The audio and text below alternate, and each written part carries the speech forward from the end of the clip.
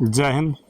नमस्कार किसान साथियों, मैं लक्ष्मण आज आपको सिंपल स्टेप में वायरस मुक्त खीरा की खेती से मैक्सिमम प्रॉफिट कैसे निकालें, हर चीज़ के बारे में आपको एक क्रमबद्ध सूचना देने का प्रयास करूंगा।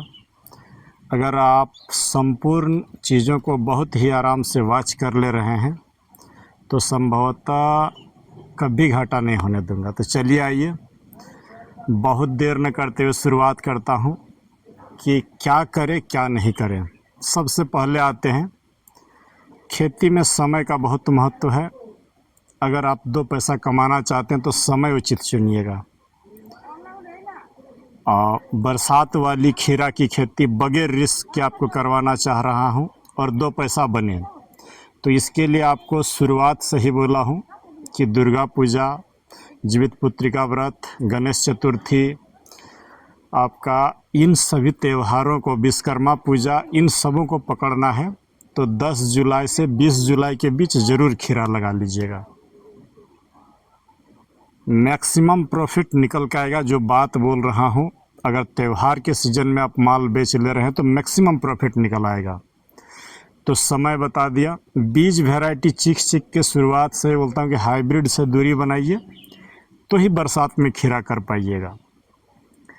देखिए, खीरा की खेती में 3 प्रमुख समस्याएं हैं। सबसे जो प्रमुख समस्या है वो है डाउनी मिल्ड्यू, दूसरा है वायरस और तीसरा है थ्रिप्स। अगर आप बीज अच्छा चुनेंगे तो ये तीनों से आपका उसको मत करो, ये तीनों से ये लड़ लेगा और सही दवा ही आपको विजय दिलाएगी। तो आज की वीडियो भले ही लंबी हो जाए, आप हमसे बीज लिए हैं तो आपको न थ्रिप्स से हारने दूंगा, न वायरस से हारने दूंगा, न डाउनी मिल्ड्यू से हारने दूंगा। एक क्रमबद्ध सदी हुई जानकारी देने का प्रयास करूंगा ताकि आप 2 पैसा बना सके खीरा की खेती से।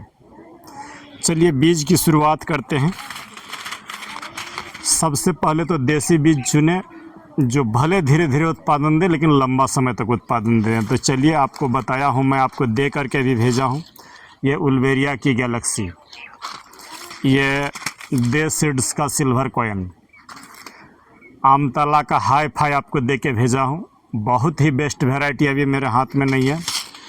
इस बार ट्रायल ले रहा हूँ अक्षय का विराज 533। अगर आपको मिल सके या आप लेना चाहते हैं तो नंदी कृषि का विराट, मैजिक, AK47, ये सब बीज भी ले सकते हैं, अच्छा होगा। क्योंकि जो अच्छा है, मुझे कोई बुराई नहीं उसको अच्छा कहने का, माने ख़राब कहने का। इसलिए नंदी कृषि का बीज आप ले सकते हैं बेहिचक। विराट, AK47, मैजिक, ये सब जो है आप ले सकते हैं। मैं जो देता हूँ अन्नपूर्णा का वर्षा मंगलम, वो भी काफ़ी अच्छा है। तो चलिए आइए शुरुआत करते हैं। फिर भी मेरा सारा फोकस ये देश सीड्स के सिल्वर कॉइन और हाई फाई को इस वर्ष ज़्यादा किसानों को लगवाया हूँ। तो इन बीजों को चुनिए। वायरस आएगा भी तब भी ये सब बीज लड़ लेगा। डाउनी मिल्ड्यू आएगा तो ज़रूर, लेकिन दवा देंगे तो ये ठीक हो जाएगा। तो एकदम स्टेप वाइज तारीख बता दिए, बीज बता दिए। अब आते हैं कि क्या करें क्या नहीं करें। बीज के बाद आप जुताई करें, बेड बनाएं। अगर ड्रिप है तो अच्छी बात है, नहीं है तो कोई बात नहीं है। लाइन से ही बेसल डोज दें।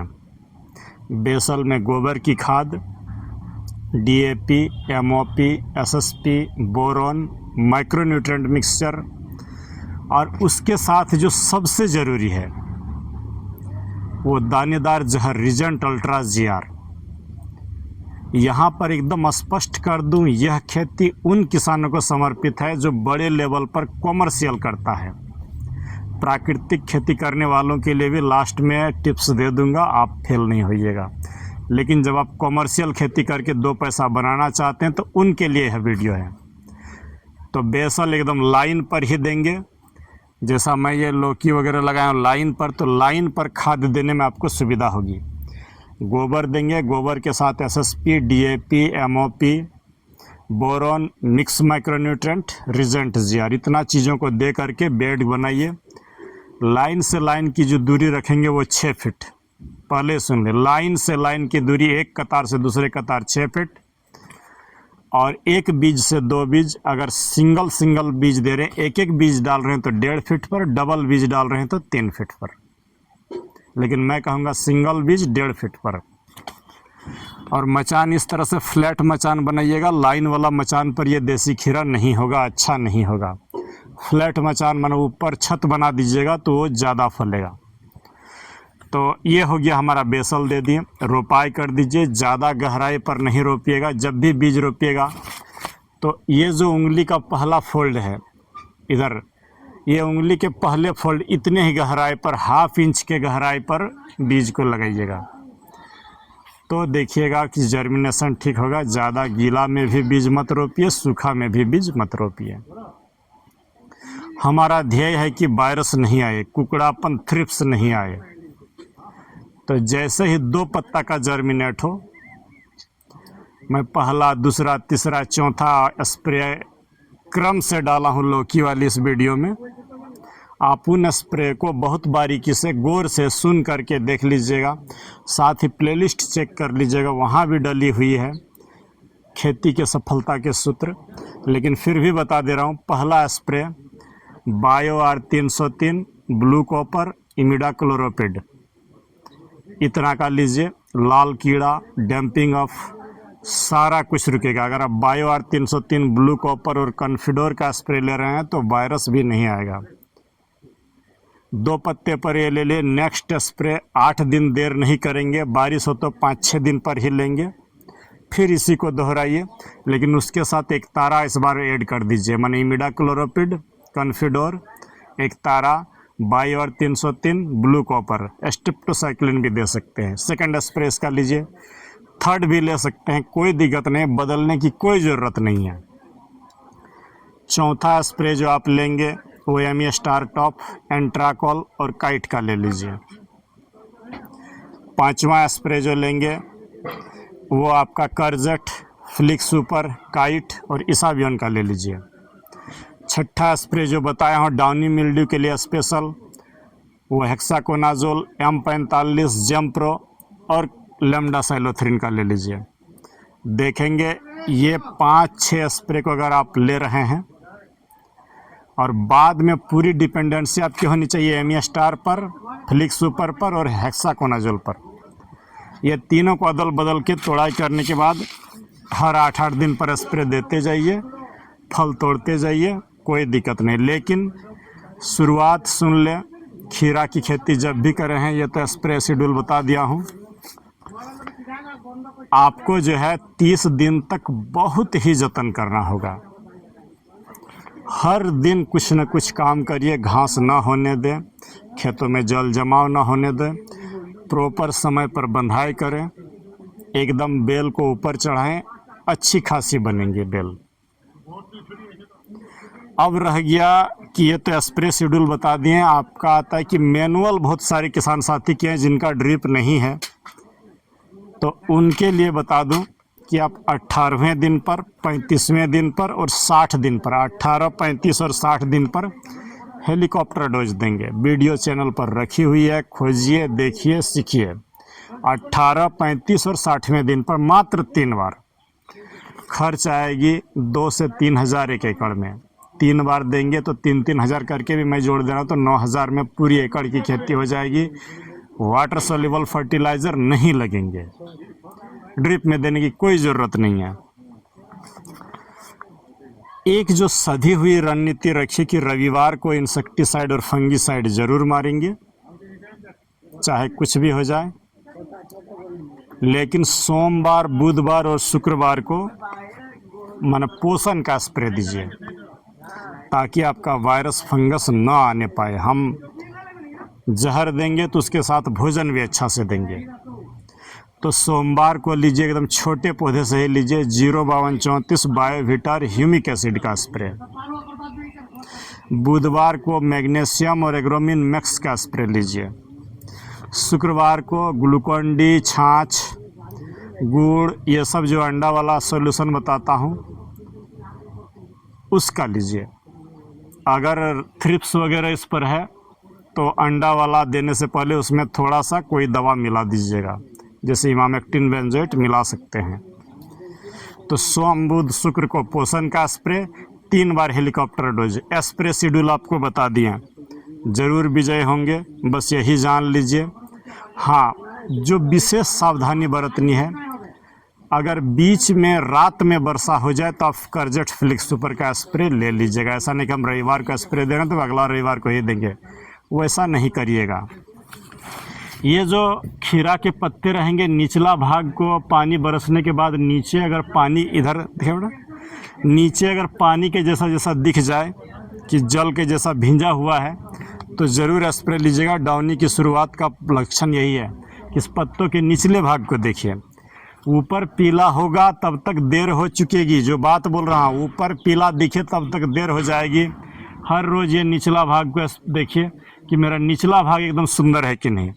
निचला भाग में अगर जल जमाव के जैसा पत्ते में लग रहा है तो समझ जाइए कि डाउनी की शुरुआत फर्स्ट स्टेज में है।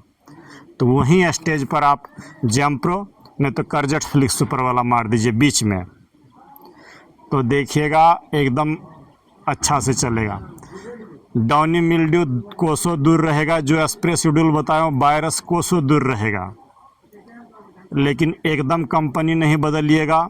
डोज जो बताया वीडियो सब में, उस डोज के अनुसार चलिए, कभी फेल नहीं होइएगा। जो बात बता रहा हूँ किसान साथियों, इन फसलों के माने इम्यूनिटी को बढ़ाने के लिए 0050 और बायोविटा और ह्यूमिक एसिड का बीच में स्प्रे देते रहिए। पौधे चकाचक चलेंगे, कोई दिक्कत नहीं होगा। कोई एंड बैंड दवाई मत मारिए, जो दवाई बोला हूँ उसी को मारिए। हार्मोन यूज मत करिए।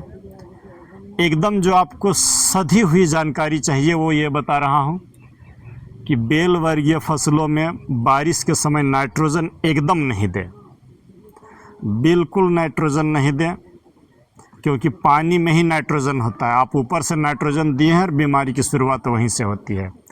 तो नाइट्रोजन से दूरी बनाइए, कम से कम नाइट्रोजन दीजिए और 0050 दे करके उस नाइट्रोजन को रोक के रखें, सम्मित करके रखें।